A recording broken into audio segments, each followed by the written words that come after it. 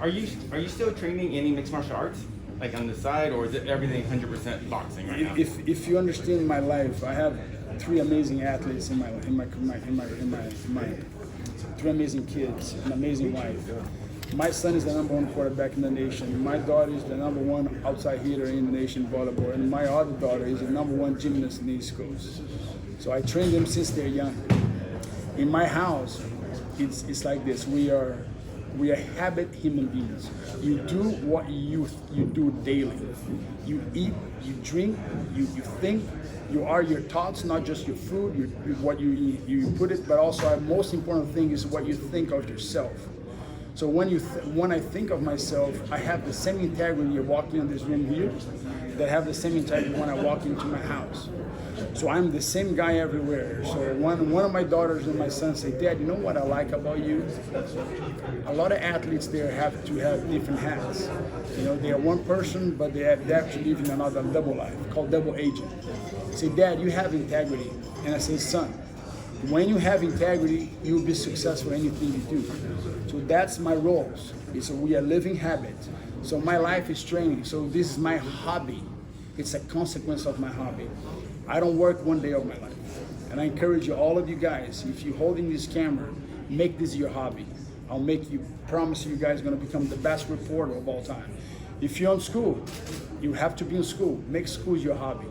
Make school because you're gonna retain, because you're spending that time in your school.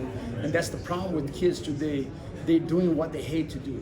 They become accounting and want to become marketing. So make sure you live your dream, not your parents' dream. Make sure your parents support your dream. So I encourage parents, I encourage educators, teachers, encourage whoever's sitting of you to fall in love with that. If you fall in love with the process, I promise the reward is great. Vitor, what was first for you? Was it MMA or did you learn to box first? I live in a very tough area in Brazil, and back in the day it was vale tudo, everything goes. And I remember I was putting people down on the street. It was concrete, so we have to go to this, participate on that gang that we protect the neighborhood.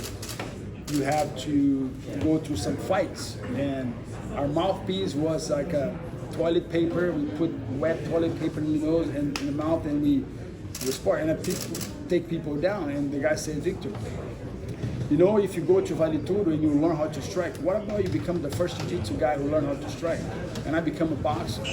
And I start boxing in this place, under the building at which you live.